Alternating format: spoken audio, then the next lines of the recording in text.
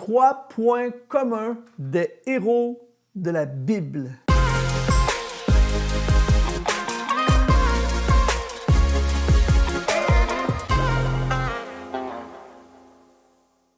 Bonjour, ici Luc Dumont d'Exponentiel.net. C'est vraiment une très grande joie de te retrouver aujourd'hui. Je reçois plein de messages de gens qui sont activés et nous sommes vraiment heureux de pouvoir te servir et de contribuer dans ta destinée. Aujourd'hui, on parle de héros, on parle de personnages de la Bible qui ont fait des choses extraordinaires. Mais ce qui est très encourageant, c'est que ce sont des hommes et des femmes ordinaires qui ont réussi des choses extraordinaire car Dieu rend l'ordinaire extraordinaire. Juste avant, je t'offre une formation gratuite sur la destinée, 4 réponses pour le succès de ta destinée. Le lien est disponible dans la description de cette vidéo. Alors, depuis des années, j'étudie les héros de la Bible et je suis tout le temps inspiré, activé, entraîné par ces personnes. Et aujourd'hui, j'aimerais regarder avec toi 3 points communs qu'ils ont. Et c'est très encourageant parce que si nous appliquons les mêmes principes dans notre vie, nous pouvons, oui, je le dis aujourd'hui, nous pouvons, nous aussi,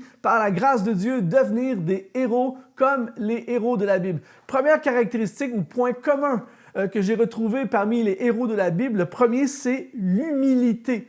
J'aimerais lire pour toi un passage dans la Bible, dans le livre de Jacques, au chapitre 4, au verset 6, qui dit « Dieu résiste aux orgueilleux, mais il fait grâce aux humbles. » Quand on étudie dans le texte original grec, on s'aperçoit que Dieu résiste aux orgueilleux, c'est Dieu oppose les orgueilleux, Dieu combat les orgueilleux. Mais il y a un paradoxe, un extrême, c'est-à-dire que autant il combat les orgueilleux, et ça dit qu'il accorde la faveur aux humbles. Les humbles ont une faveur de Dieu sur leur vie. C'est pour ça que les héros de la Bible ont fait des choses absolument remarquables. Pourquoi? Parce qu'ils avaient sur eux, à cause de leur humilité, une faveur absolument phénoménale. C'est-à-dire que Dieu bénit les humbles. Dieu ouvre des portes pour les humbles. Dieu trace un chemin phénoménal pour les humbles. On pense par exemple à l'apôtre Paul qui est, selon moi, un des grands ambassadeurs du Nouveau Testament. Il dit dans 1 Corinthiens au chapitre 15 et au verset 9, il dit « Je suis le moindre des apôtres ».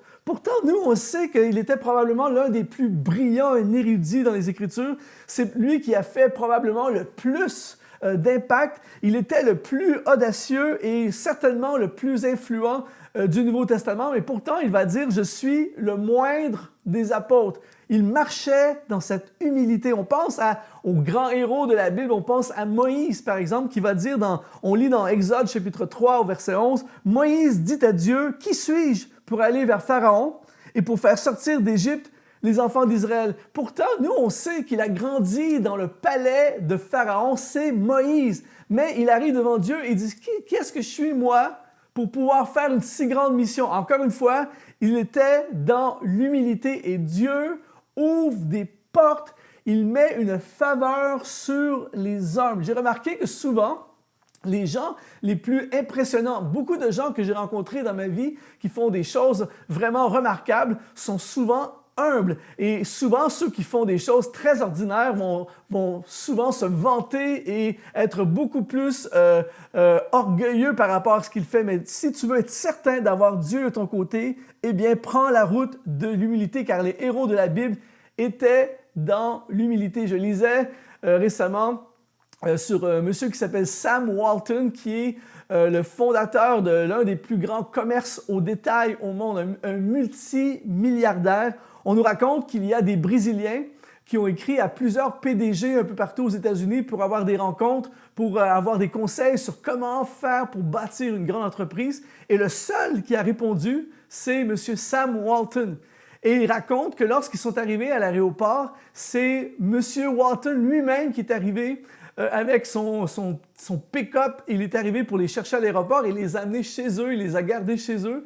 Et ils nous disent que pendant tout le repas, c'est M. Walton qui a passé toute la soirée à poser des questions à ces Brésiliens qui ont traversé des milliers de kilomètres pour venir poser des questions. Mais cet homme qui a eu un succès dans les affaires énorme était humble, c'est-à-dire qu'au lieu de se vanter, au lieu de frimer devant toutes ces personnes, il était le premier à poser des questions. Et j'ai remarqué que beaucoup de gens qui ont fait des choses extraordinaires ont choisi la route de l'humilité. Alors, si on veut s'inspirer des héros de la Bible et nous aussi devenir des héros, eh bien, le premier point commun qu'ils avaient, c'était l'humilité. La Bible dit « l'humilité précède la gloire ». Deuxième point commun qu'ont les héros de la Bible, c'est une détermination phénoménale.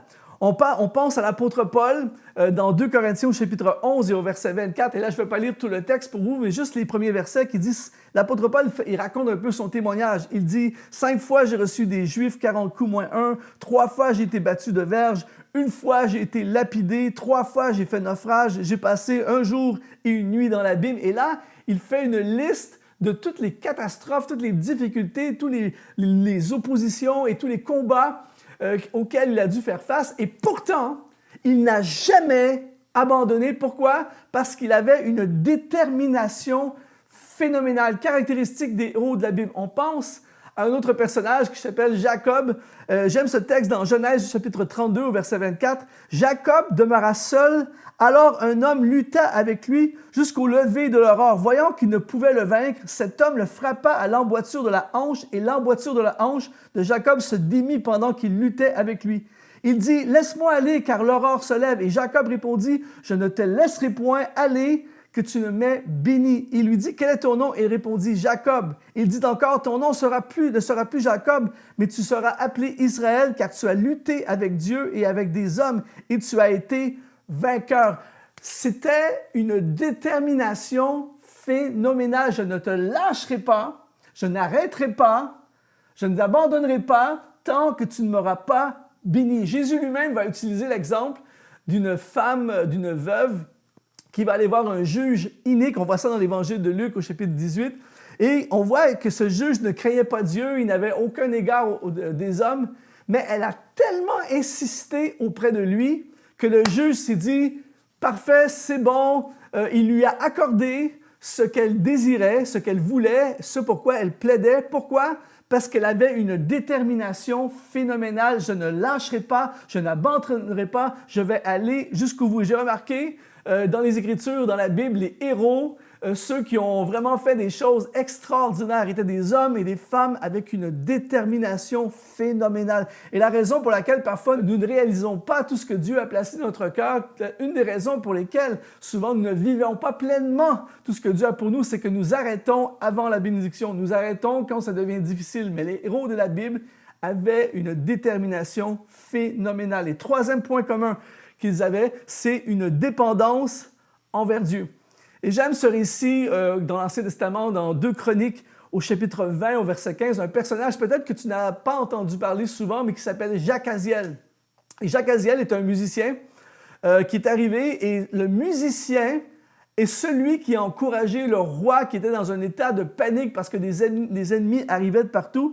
Et il a dit quelque chose de très intéressant dans 2 Chroniques au chapitre 20 au verset 15. À la fin du passage, il dit « Ce ne sera pas vous qui combattrez, ce sera Dieu. » Et en fait, ils ont remporté une victoire exceptionnelle simplement en dépendant de Dieu. Il a dit, nous allons chanter des louanges, nous allons adorer Dieu, et pendant que nous allons le faire, Dieu va combattre pour nous. Jacaziel est devenu le héros, en quelque sorte, un héros de la nation, simplement parce qu'il a compris que le combat appartient à Dieu. Il avait compris la dépendance totale envers Dieu. On voit le même exemple lorsque Pierre, dans le Nouveau Testament, marche sur les eaux. Et on nous dit qu'à un moment donné, il a commencé à paniquer, il a commencé à s'enfoncer dans les eaux. Lorsque Pierre s'est enfoncé dans les eaux, il n'a pas dit aux disciples « Envoyez-moi une corde, envoyez-moi une bouée de sauvetage ». Non, il a dit « Seigneur, sauve-moi, je suis en train de périr ». Tout de suite, il s'est abandonné, il a remis sa dépendance au Seigneur et c'est le Seigneur qui l'a sorti et qui l'a remis en marche sur les eaux. La dépendance envers Dieu est un point commun, une caractéristique commune des personnages et des héros de la Bible qui avaient compris que si on veut faire quelque chose de grand, si on veut faire quelque chose de puissant, eh bien, nous devons absolument dépendre envers Dieu. Donc, l'humilité, une détermination phénoménale et une dépendance envers Dieu. Si tu appliques ces 3 principes dans ta vie, comme les héros de la Bible, eh bien, mon ami, je peux t'assurer que ta vie va changer de niveau et qui sait, peut-être que toi aussi, tu feras partie des héros, des gens ordinaires, mais qui vont faire des choses extraordinaires. J'espère vraiment que cette capsule a eu un impact dans ta vie, a pu t'inspirer. Je veux t'encourager à liker cette vidéo. Quand tu likes cette vidéo, ça la propulse dans l'algorithme YouTube et ça permet à plein de gens d'être impactés. Tu peux partager cette vidéo également et n'oublie pas de t'abonner en cliquant sur s'abonner et surtout, il y a cette formation gratuite 4 réponses pour le succès de ta destinée. Tu vas dans le lien qui apparaît dans la description de cette vidéo. Ici Luc Dumont, c'est un honneur de te servir et je te dis à très bientôt.